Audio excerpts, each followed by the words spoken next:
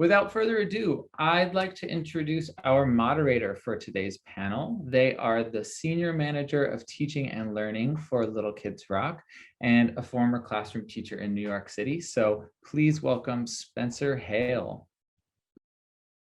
Muted and talking. Hello, everyone. Thank you so much. Super excited to be here. I just want to dive in and introduce our amazing panelists. So, first up is Mia Ibrahim. Mia Ibrahim is a queer Middle Eastern high school music educator and department head in the South Bronx of New York City. Her work with gender sexuality alliances in the South Bronx, coupled with her vast music field experience, has all helped round her into a knowledgeable asset in the progressive music education community. So welcome, Mia. So good to have you. Up next, we have Brandon Lancaster Williams. Brandon Lancaster Williams has 10 years of teaching experience. He's currently teaching general music, band, and choir out in rural Illinois. Welcome, Brandon. Thank you so much for being here. And lastly, Nicholas Prasini is a music teacher with 12 years experience who is currently based in New York City. They are also a student at Hunter College in the School Building Leadership Program. So thank you all so much for being here. Before we get started, I just have one disclaimer for everybody, which is like the LGBTQIA++ disclaimer. So I want to emphasize that LGBTQIA+ acronym encompasses an infinitely wide variety of identities and experiences. Those also intersect with other identities such as age, race, socioeconomic status, cultural background, location, and the infinite other identities people can have.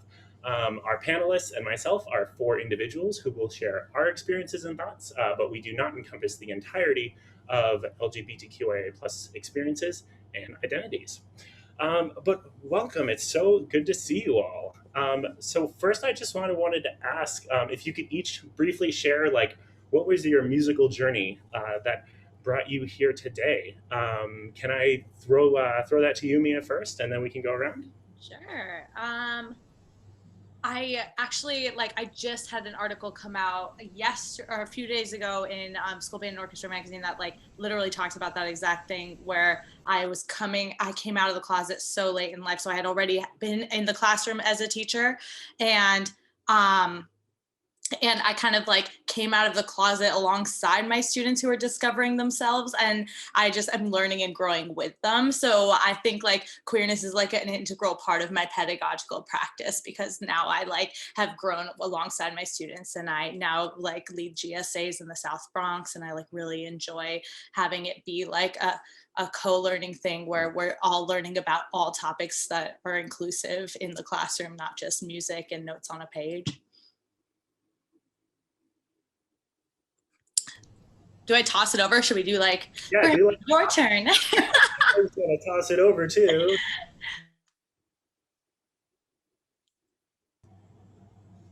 Mia, that's you. You've got to toss it over. Oh, I said Brendan. Did we all I didn't hear you. Sorry. Okay. Can I put Brandon's dog? Can it be your dog is next? Brandon's dog. He literally just jumped up here too.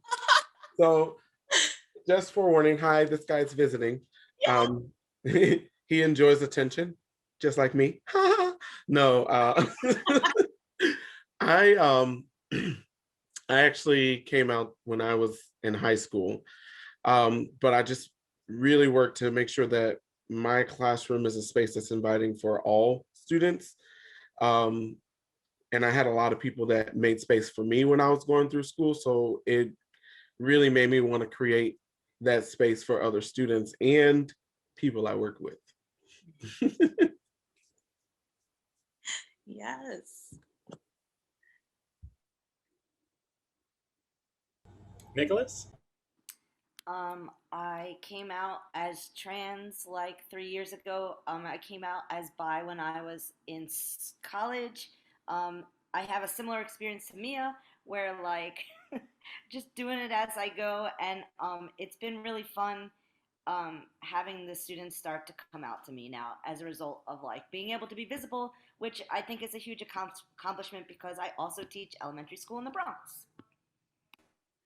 I heard Brandon say teachers that created space, right? Like, and I'm like so curious because like I feel like we grew up with our schooling being looking so different than what it is now, right? Like, did you all have that? Like, I'm so fascinated with how other people grew up because like I feel like everyone came out so early on, sometimes by comparison, and I'm like jealous but excited for them.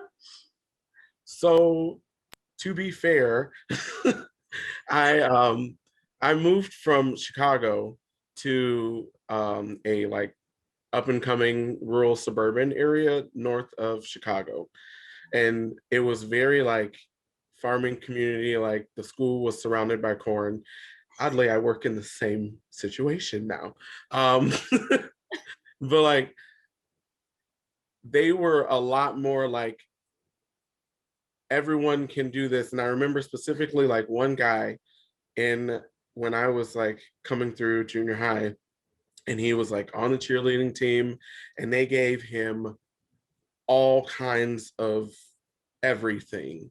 And by the time I got to high school, the mentality was different, that when I like was getting picked on at certain points, I had people from like the football team ready to back me up, but I also played football.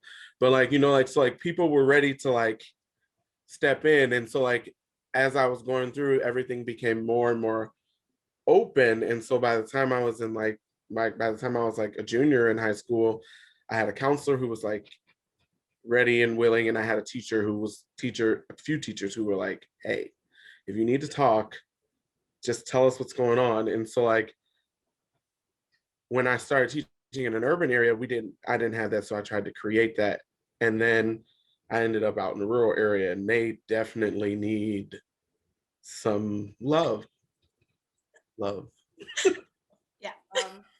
I mean, Mia, I like relate to what you said in that when I started teaching, it was 2006. So I was somewhat out to friends and family in college, and then when I graduated, went right back in until I got tenure. And so it's been a lot of in, out, and I feel like yeah, it's definitely needed to be created at my level of elementary school. Like I've heard, I feel like if I hear this again one more time on the screen, like they're like, oh, if you taught middle school or high school, you'd be able to be out more. And I'm like, no, no, no, there's no difference there. Right. And I feel like Joe used the No, term no code. difference at all. Like honestly, like yeah, though, like why not with the little ones? But like Joe used the term code switching with the other day, and I like feel like I never used that term ever, and I've started like integrating it, and like we like code switch so much. On so many levels. Where you put the straight hat on and Is- you're like, all right, I'm straight now. Yep. We're not talking about any of this stuff right now. Okay, all right, cool. All right, cool. Oh, I can be me. Yay. Don't have an undercut. Where did it go? Yes. So a lot of you touched upon like having like, yes, in the past 10, 20, 30 years, there's been a lot of like difference in terms of like cultural, like overall like zeitgeist acceptance of LGBTQIA identities. I'm wondering what were some of the things that like you felt in your classrooms growing up that were like really wonderful, that felt supportive, and also things that you wished had been there for you that would have helped you feel like able to like just be your most authentic self. I feel like we could all definitely like speak to this, right? Like I definitely like integrating more artists in my modern band that like, you know, Kim Petras, you know, first female in the entire world to undergo gender reassignment surgery. Like what a, let's say badass. She's an amazing person. And then when I talk to the students about it, there's like the one comment in the back, like someone makes you know, something snarky. And I love that, like, they feel confident and comfortable speaking up and speaking their mind, even if it's a opinion that is like, you know, suppressing a whole group of humans. And it opens up a conversation that's really healthy and wonderful. And growing up, I just truly did not have that. So I feel like that's been really healthy, is having open conversations and addressing the students who are uncomfortable, and like doing it in a group setting, anonymous setting, like when we do the snowball activities in my modern band sessions and stuff, where we like crumple up a paper and throw it at each other. I if I have one person, Brayden, like you said, the counselor and the teacher is just two individuals out of a whole school of staff that were there. I didn't really have anyone. I grew up in a suburban area that was semi rural, but somewhat also conservative in some ways, or it just wasn't. It wasn't something people talked about it, so I really received all my messages from the media, pretty much, and so that I think just poured in a lot of negativity. But like, at college, I pretty much, as soon as I get there, I saw the other students were lesbians, and I was like, oh, I'm in love with a girl right now.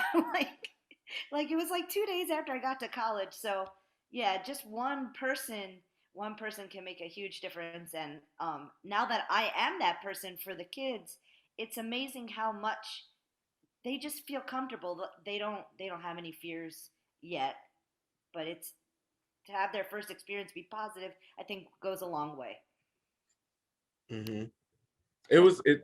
You guys, like, the communication part of it is like having the communication when someone brings up a statement or a response that is contrary to what you believe and what is affirming for others, but also being there for like the comments that go with what you believe and what's affirming, so that everyone has a space and like encouraging.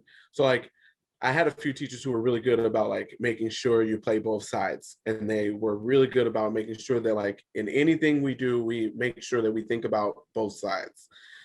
And so that's something that I really try to do in my classroom, because sometimes kids say things that you're like, whoa, okay. Uh, Then, like, me and Ashley were just talking about calling out and calling in. And I yeah, asked my GSA this today. I was like, oh, do you like prefer calling out or calling in when somebody like says something offensive to you? Because I prefer to call in. As an adult, I've learned that calling in usually is a little bit better. It works out yeah. better for me, just personally, because I am a Sagittarius and hate confrontation. But And so I was big, like, I don't like confrontation, but I didn't realize that my communication was the reason that confrontation would begin. So then, like, that's when I started just being like, oh, let me just get a little curious. What's exactly. going on? Oh, that statement. Excellent. Let's ask some questions around that. Where'd you hear that from? Or what makes you believe that? Yeah. And then try to really like not react, because my face is super expressive. But it has led to like some opened minds and some interesting views that you like. I learned something about students and other people that I never would have learned if I just was like, that's not right, you shouldn't believe that, like just completely like confrontation the whole time. Right. For teachers who either like are cisgender or are heterosexual, who like don't identify as members of the LGBTIQ community but want to be like supportive to students but feel a disconnect because of like their own identity, what advice might you have for a teacher who wants to like help create that space? Because obviously if a teacher sees you and you're like out to your classroom, the student might feel very comfortable. How can a teacher who isn't either out or isn't a member of the community, how can they help create like that space and that culture in their classroom? uh oh, I can step in on that. I know, I have some colleagues who are like really, because they're like, we are going to help you, we are going to, they like went to workshops, and like we're really working to make sure that we have a safe and inviting space for all students in our building. So in that workshop, one of the things that they said, which is like, make sure that you have like some stickers around, some like anything that you can put up that says you, yes, you're welcome. And so like that that is something. So like me, I'm just like open, so I don't need anything. Like kids just come and talk, because it's like we're welcome, it's love in here, let's do that. So like they do that, they put up, they make sure that they make statements in their classrooms that are like more encompassing. So they try to be conscious about the language that they use so that it's more inclusive. Those are two things that I can think of. Love that. My classroom has like every flag I could think of, and if I tell students who walk in, I'm like, if you don't see your flag up, you let me know right away. I feel like Kat Stock is here and could just answer this question for me because she's heard me say it so many times at this point. Kat, you want to like step in and say what I'm thinking? Start a GSA, everyone. I had to be a little crafty because I don't want to constantly be in conflict with those who are in charge of me and things like that. So what I came up with was, the stickers idea. Yes, I would say stickers, awesome. That's like gonna get it started right away. But since we're music teachers, I always have my phone in my hand because now I use iTunes with my Bluetooth speaker. So like I was like, what can I do that's not words or like putting it as a fixture just in case I get walked in on. So the pop socket is a trans flag. Plus, I did have one helpful staff member who printed out some stickers for me to put on the phone. So now I have the pride flag there, and I also have something that says "Here for Everybody." I also have T-shirts that are coded, just like the one that I'm wearing today. And after I wear it over and over and over again, eventually the conversation gets started, and then I can tell them all my codes. And that has worked unbelievably well this year. Yay. Love that. I think it's an important reminder that like you can display something in your classroom even if you don't like personally identify as part of it. Like I've seen plenty of not Black people wearing shirts that say Black Lives Matter. Like it's something for like to as a means of like showing support for something. And so like even if you don't identify, you can still hang a flag in your classroom, or you can still present materials in whatever way feels good. So true. And like you can always ask questions too as an educator. Like you can always like start that GSA and ask the students what kind of things they want to incorporate in their club. Like that's a way to be authentic and not appropriative. So Mia, that sort of ties into the modern band idea of like the like student-led pedagogy. How does student-led pedagogy tie in regards to like pride in your modern band, or outside of your modern band in the context of your non-music structured things like your GSA? Yeah, like clubs and stuff. Yeah, because if you give students the freedom to just make their own choices, we've all experienced this, right? Like a student is going to bring up these topics organically if you just kind of step back and let it happen. The second you start monitoring and micromanaging every single thing they do and say, I think they don't come up organically. But like a student's going to request Lil Nas X eventually. Like someone's going to request Kim Petras eventually. Like someone's going to say these things. Demi Lovato's going to come up and someone's going to say, I heard this. And then someone's going to mispronounce Sam Smith. And like, it's going to happen. So if you just open up those floodgates when it does, that's how I like foster this in the classroom, because so many of these songs are so like easy to incorporate into modern band. They're easy chord progressions, they're awesome songs, they're fun to do, they're fun to play, and they're already in like all the song charts. Another thing that I've done personally just to learn narratives that are outside my positionality, and I feel like I get pushback every time, but I'm going to keep saying it because that's how strongly I believe in it. I'm like addicted to social media. I'm on that thing all the time, constantly. I join music educator Facebook groups, and I just write a lot and argue with people and practice my writing and also just listen. And so you get like an insight into people's everyday lives, so that when you go back to work and you have that LGBTQ educator or student that you're trying to connect with, you're like, oh, this is what it could be like for them. And when you know the adults at daily lives, when you go back and try to see the child in that, like we were all children and we have those positionalities our whole lives. So I feel like people kind of poo-poo or just like think social media is trivial, but is very, very, very powerful tool. Especially Facebook, TikTok, Instagram, they're all good. I think we're all still children. We're just older children, to be honest. 100%. I mean, Nagel Is that how I say your name? I was typing in the chat, how do I pronounce your name? Nagel?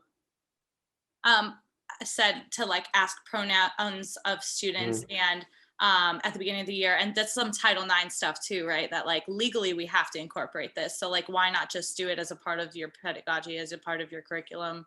Ask if it's okay to use the pronouns in class or at home. Like those are all things that legally under Title IX, like we should kind of be doing. So thank you for bringing that up, Nagel. What does that like structurally look like in your classroom, and does it change depending on the age of students? The way you structure either like those means of allowing students to introduce themselves, of allowing students to opt out if they're not feeling comfortable. How do you navigate that? And are there differences between, through the K-12 spectrum? I definitely have an answer to this, but I want to let you all go first.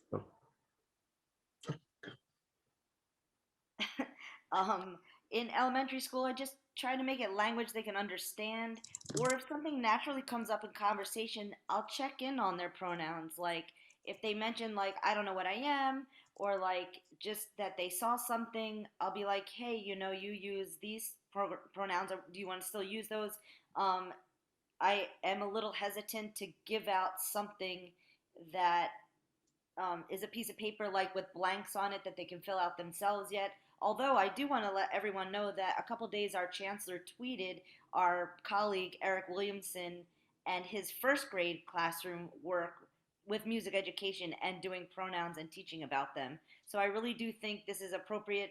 It's just that when you're the person who has um, pronouns that are not he, him, or she, her, and like that is new for every single person in that building, just about, it can be a little tricky to have the heat on you all the time like that.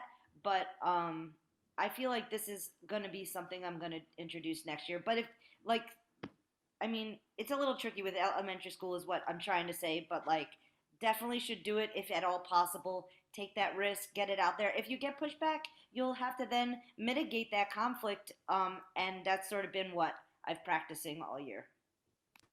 Like I do the pronoun sheet of paper, or online. We'll do a Google form that's private with high schoolers and middle schoolers. But with elementary school, I would sing our hello song. I'm so glad to see you. I hope you're doing great. Can you clap your hands and count to 8? You know, the usual one. And then we go around the circle asking name, what's your name? That's like a very teacher's college-y thing. And when you ask name, what's your name? I make it very clear the kids can change their names whenever they want. So a student can express their gender identity as young as 2. So taking that seriously, I had a student who decided that they were now MTF, and they were in diapers still. And they just like held on to it for a whole year. And no student is committing at the age of 2 for an entire year to a name change unless there's some truth to that. They're not committing to a name change period unless there's truth to it. So when I sing name, what's your name? And it's Princess Sophia every day, that they are Princess Sophia, like end of story. I like that. I do a like a Google survey at the beginning so that my kids can like tell me what their music is, like all this stuff, because I want to like try to incorporate as much of them into our program actually, because they are the important ones. And for elementary, I have 3 through 5. When my students introduce them, I've given them the option when we're going around, because some kids are just really shy. And so I say, I can introduce you if you don't want to introduce yourself. But when we're participating, I say, all I ask is that you try. And so some kids don't want to try, and I just continue with that same mentality of like, okay, you don't want to try? Well, here's something you can do until, all right, so are you sure you don't want to join us? And it's like one of those things. And it creates that level where the kid is like, okay, well, I want to say this to you because I feel this way. And I'm not sure if I want to share with everyone else, but I'm going to let you know, or who should I talk to? And so like, that's how the experiences have gone for me, is just from being that way, just being open. It creates the space for the conversations that need to be had. The kids want to talk about the stuff. We don't have to force it. We just have to make sure that our conversations happen in a way that is affirming of the child and still like affirming of their parents and who they are in their life. Because yeah, parents are going to have their views, but sometimes kids that your views can contrast from your parents. But as long as you're with them, you need to respect them in their views. Yeah. So like that becomes a whole other conversation. A parent is texting me about binders right now, like as you talk.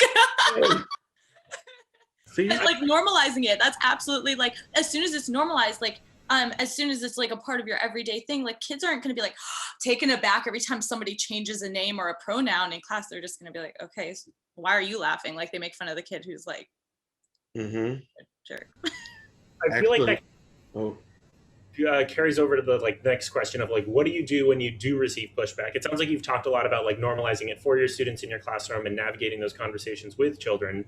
But like obviously you're not the only adult in the building, and you're working with your entire community, which means all your parents as well. So how do you navigate if you've received any pushback within your classroom before? What's been the process there for you? I'm glad you brought this up because I feel like I am an expert on this topic. Um, at the Hunter College program, it was like about interpersonal relationships this semester and like how to like see where people are coming from, and they'd like teach you to take deep breaths and drink water. So now I have water with me when these things happen, so I could take deep breaths and still sort of still think in the moment, and not look like anything's wrong. Basically, I need to still try to tumble forward in my advocacy even under tremendous pressure. And it's usually, not a one-on-one conversation. There's usually an admin and somebody else here. And in terms of like, just to connect it back to the topic we were just talking about, um, there is a shadow issue with doing elementary school pronouns or name changes. Not only do children who are in the community go there, but staff children also attend the school. So that can get a little bit hairy, and really like I'm gonna prepare to get pushback from a staff parent or from a parent from the community if their child ends up with a name change or a pronoun change, and they'll be like, well, you made them trans, or and I'll have to go with the gay is not a disease. They didn't catch it from me, et cetera, et cetera. They caught it from TikTok, okay? So get off my back. But anyway, like basically, I've really learned to understand that sometimes someone's saying no, and like these words are kind of coming at you like pecking, but like later they'll say yes with their heart, but like after like they say face in front of the other one, and I work for them, things like that. So like there is transphobic and homophobia things happening in the moment, but what was I just wanted to close with what? Oh, reflection just takes longer, so it can seem kind of like, oh, I'm sweaty now, but it's not so bad. Also know your rights.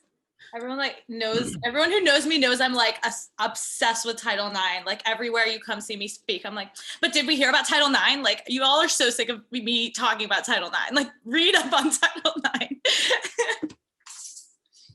And also that brings up a good point. There was a question in the chat that asked about how do I start an elementary GSA, and you are legally entitled to start an elementary GSA. People call it all sorts of things like the Rainbow Club and stuff, but they are actually legally obligated to compensate you as other clubs are compensated in your school. Like there has to be equitable compensation as well. So that's really fun. So you can get like compensated for a GSA as well. that's good to know, because there has been pushback every time they've tried to start one in the high school in my district, from what I've been told. I've only been here a short time.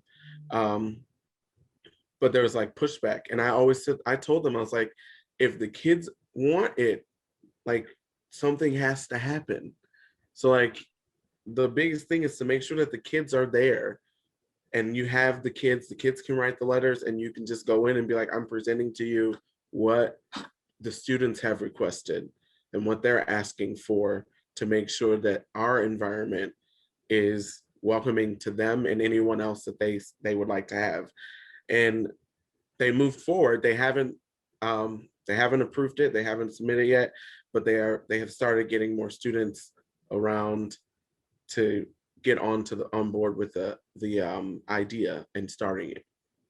Yes, I feel like my legal brain is like, yes, write it down. Yes, it's like in their writing. Yep. What? That's genius. If you get the kids to put it down That's in blowing any my way mind. that they can, like, and you have that there, that's like receipts, right? Yeah, Look, literally. I'm not just coming at you because I want to. This is what they're asking for. Like, these are kids I don't even teach. That's the bigger one too, even especially if it's some kids that you don't even teach. Like, it's really like more impactful too. Like, I want to help these kids. That's brilliant.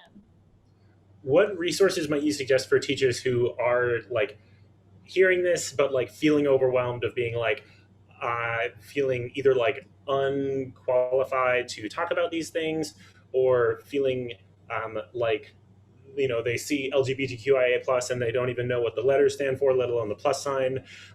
Like, what advice would you have for teachers who are looking to just like expand their understanding of like how to talk about things, both like within their own lives as well as like with their students and school communities? I mean, so many things. Okay, so I have two things right now. One thing is you can do your own personal research on like who you are too. You can go to workshops. So like that's part of it. That would be part of your personal research. And those workshops will require that you actually do that work of having those conversations, and you will be confronted, so be prepared. But that's also the work of doing self work on yourself as well. I've learned. And then two, I heard about this website that I didn't use before, but they changed their name. It's learningforjustice.org. And so they have different lesson plans there that you can pull up, and it's under different topics. So if it's talking about gender, you can select just gender, and you can select K2, 3, 5, like you can select the categories as well. That's something I was planning to look through to implement for next school year. I just learned about it this past year. I love that. I mean, and like, be our friend. What a creepy thing to say. I don't know. Like, be friends. Like, say hi. You know. Like, if you have a question, who better to come to than like a queer person? And just asking questions and not. I mean, I know it's scary at first. You're like afraid of like offending somebody. I know initially. I know a lot of people come to me with questions like that and say like, I'm so scared to ask this. But like, ask the questions and dip your toe in the shallow end and like read just I would say like not novels. Don't start it with like really like there's really well researched novels out there, and I could give like a huge list, but like there are definitely articles, and like I see there's recs in here for attending workshops and trainings if your school has them. Those are all awesome sources. I think if you know absolutely nothing, you're brand new, video can be very powerful and entertaining as well. You don't have to, like, maybe you're not a reader, maybe you're like, oh my God, I can't sit through another workshop. When I took this training called Transgender, from the Transgender Training Institute last year, they showed us a video. And that led me to change my first name legally. Like, I was having my other name, and because this person showed this video, I felt so seen. And so, of course, we had like a lot of pandemic technology coming at us flying, and one of those things was Padlet. So I'm going to share a Padlet that I made that is primarily video resources, because that is just such a good way to become familiar with who we are and what we feel, and like just us as everyday people. And yes, please make friends with us. That has helped me learn about things that are outside my positionality as well. And so there's the Padlet.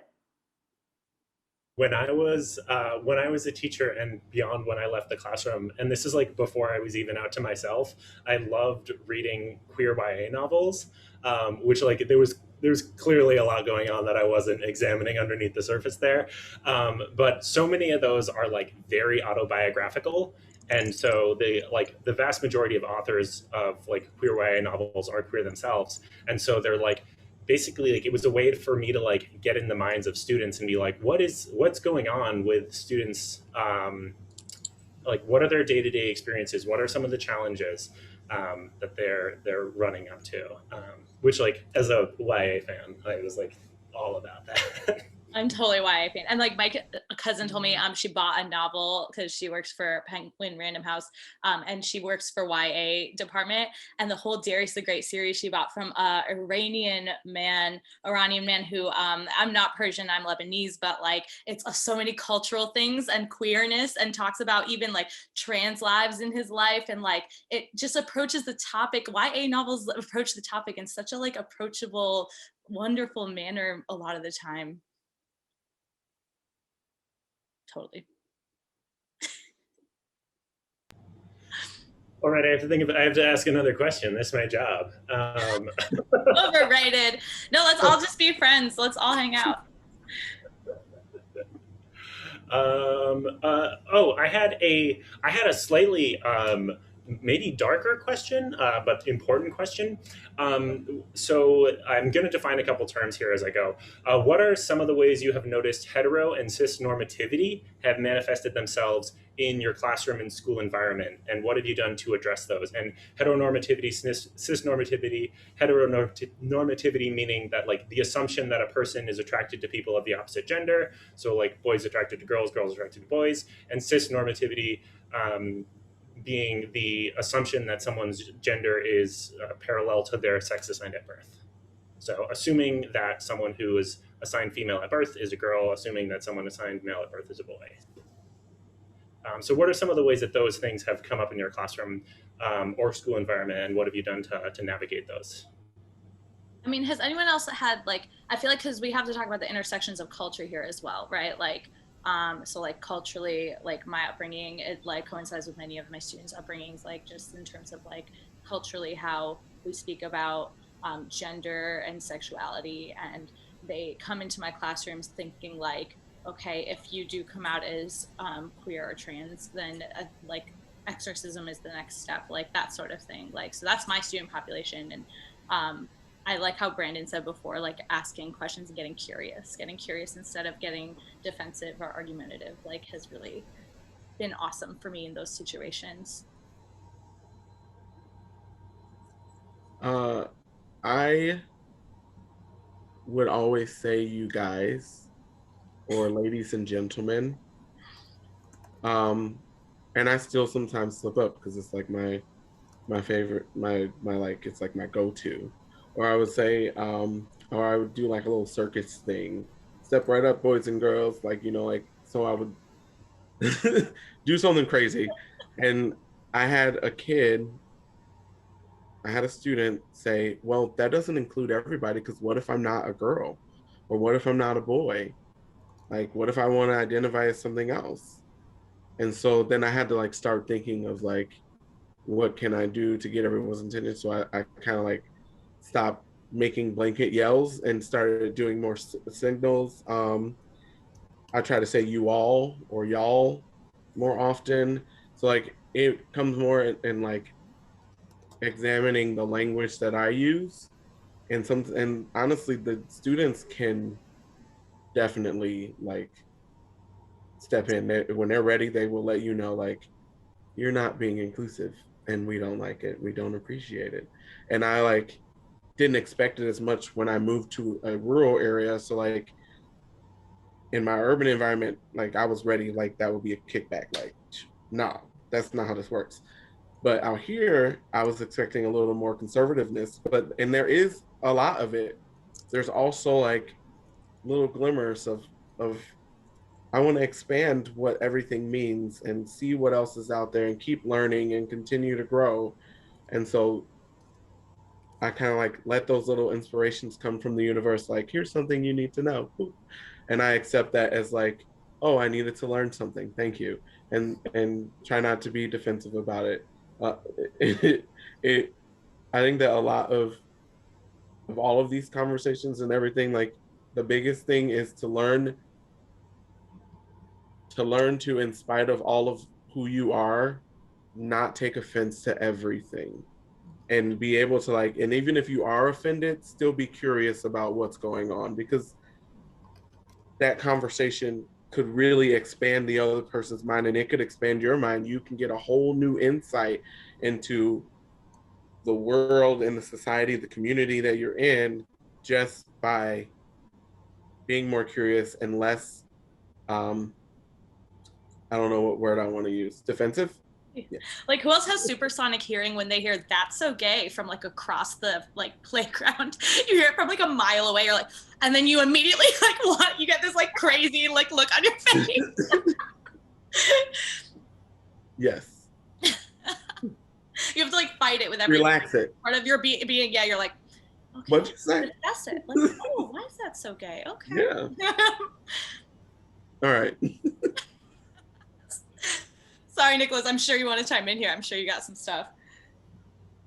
I would speak to the school environment. I would wonder, like, I personally began feeling left out in like my mid 20s when all the people, I've taught at mostly elementary school, so a lot of bridal showers. It's like a smaller school, so they can throw that type of thing. You got bridal shower number one, baby shower number one, baby shower number two. Like, those are all cis het experiences. I have not really been to a queer experience with that in the school environment.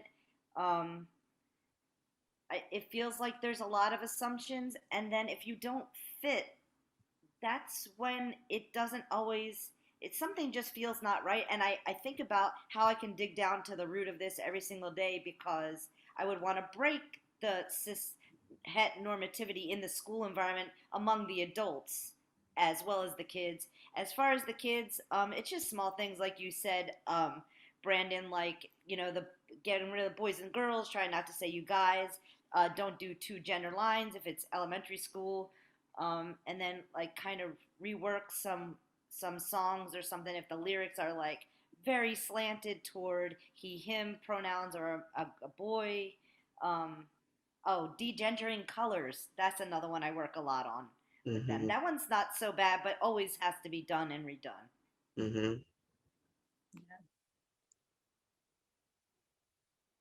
Okay. Oh, so I'm sorry. No, go ahead. Our brains are working overtime. We I just totally just like, so I was thinking about the like school environment, right? Like the environment. And like during the initial like pandemicness, we had a meeting, and one of the counselors was retiring.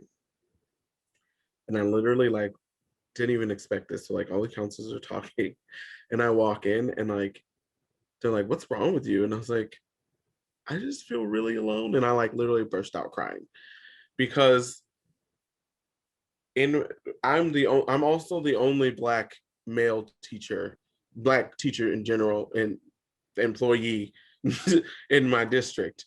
And like for a lot of my students, the one of the only black people they're going to interact with in their lifetime. And so like that's like a lot of pressure when I like think about it as that, instead of as, hey, I'm just like living my life and doing my thing. Like we're all in this. We're just trying to make a better world for everybody. That's my better place to stay. But in that moment, because everything was closed down and I had to confront it, like this is what's underneath all the feelings that I'm having. And he told me that that's nothing new. Like, so like the queerness, all of it mixed in, like it's just a conversation that's been going on over and over again, and that there's not really any way you can change it. And I was like,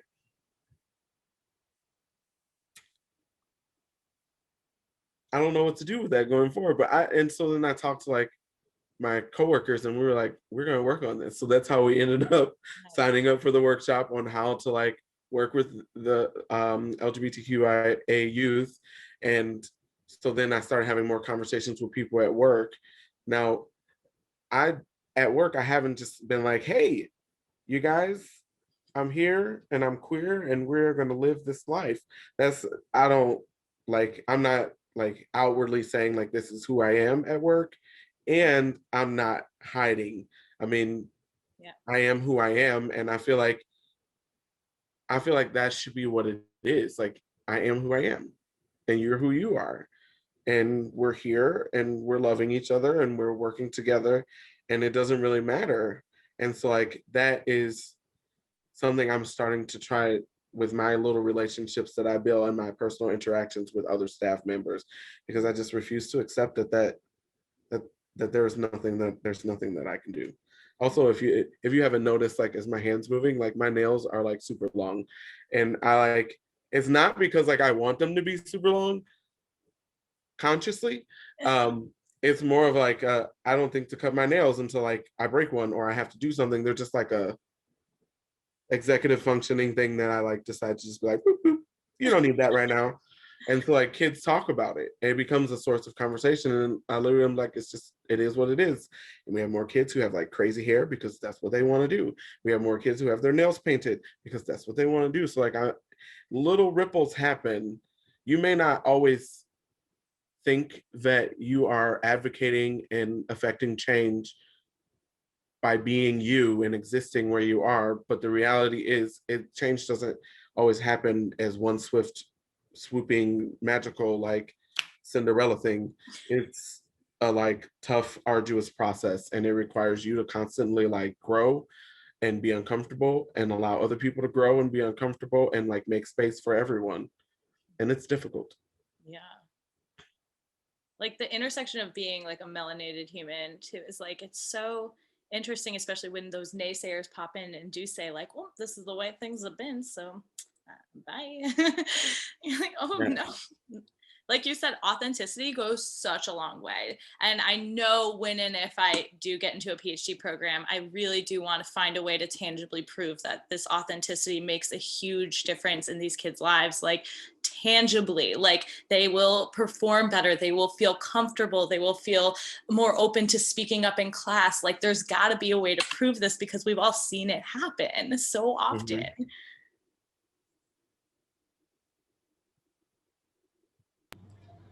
I want to ask one final question. We're approaching the hour, so I want to wind things down. But I wanted to know, um, and feel free to answer a different question if you would prefer to answer a different question. Go like full politician and just answer the one you want to answer instead of the one I'm asking. What advice would you give yourself, your like 1, 5, 10 years ago self, in regards to like education and like um, perhaps like tied to like being a queer person or perhaps not? I mean, I had a lot of normative habits. We're all talking about it, like saying you guys and, all these things. And I realized how painful looking back, like, because I didn't have those people growing up, as I had mentioned earlier. So, like, as we have talked about, like, be that person that you wanted to educate you. I didn't think about that before.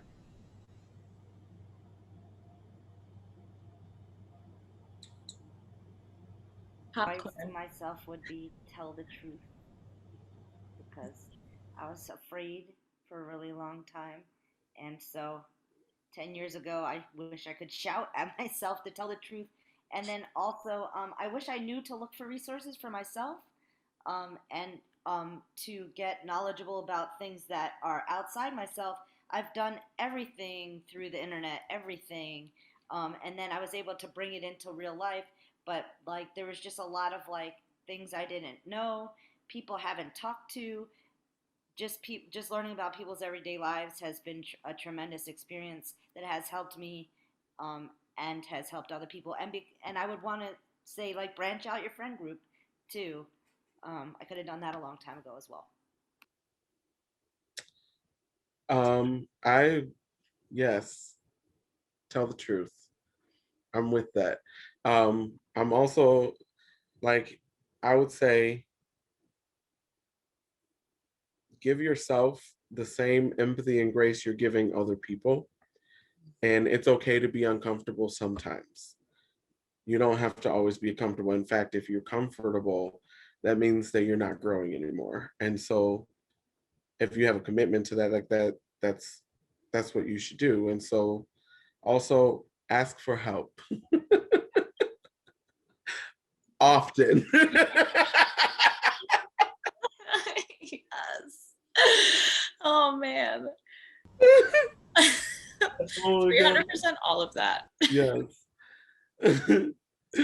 Like as teachers, we just like give. Like we're never like, hey, how about you pay me for working? Mhm. It's okay not to work when you're at home. It's Yeah. okay to take vacations. How It about is you help me live all authentically? okay. It's also okay not to do those things. Yeah. And I should you have should told myself examine that. your self-care thing. Oh, one other thing. Examine your triggers. Like if you are angered by something, if a kid responds in a way and it makes you react in a way where you're like, why did I just step outside myself?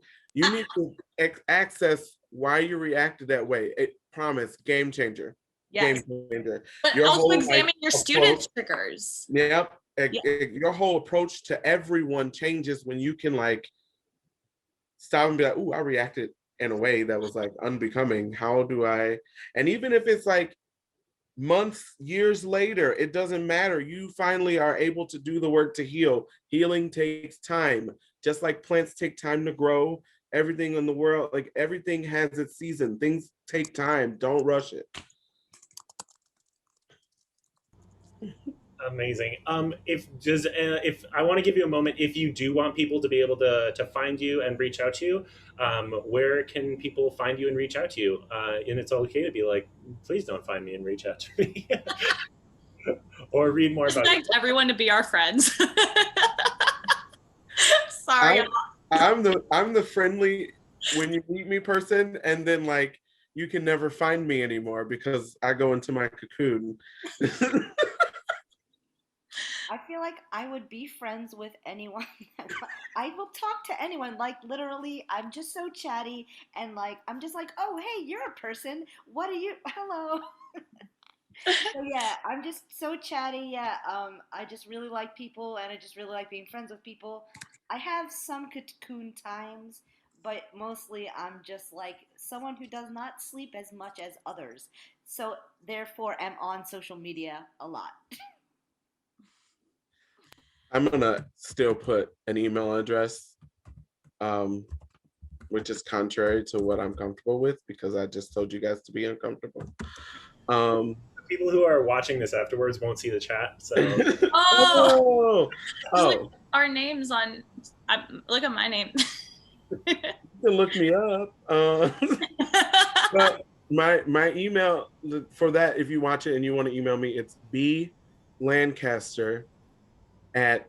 blancaster@vandercook.edu. So you can email me at that email address. It goes to my phone. I check it regularly. It may take me a minute to get back to you because I have like this thing about responding for some reason. I don't. That's okay. It's just I do the all like good. anti-teacher thing. You know, like how the teachers like, are you all like the good teachers who don't put your names on social media? Like I put my full name. No, come find me. I'm prepared. No, I just have a lot of. It's just basically like you see like some old stuff and like it's just really like private. But like if you're a friend of a friend or like you know somebody I know, or you have an like email address of some sort or a phone number, you can usually find me. I'm usually reluctant to add people to my social media. That's me. Love that. It's from a past experience. I already know what it's from. Yeah. Honestly, like, and then like students will like disguise them. I don't know. It's like, yeah. That is creepy. I had students messaging me to be their friend before I moved here for this job. No. And that was the scariest thing for me No. because it's like, whoa, why are you messaging me? Like, how did you find me on Facebook? Like, dude. So that's part of the reason why it's like that. But if Yeah. you want to reach out, I'll make that connect. well, thank you so much to our panelists. It was so great. This was so informative for me, so I can imagine for the people. I hope it was just as informative for everyone who is watching live and also the people who are going to watch this after the fact. Yeah, Nicholas, Brandon, Mia, thank you so much for chatting and taking the time today. And I will hopefully be able to meet again in person sometime soon. Thanks for having us. Thank you for asking me. Thank you. It was nice meeting y'all. Yes.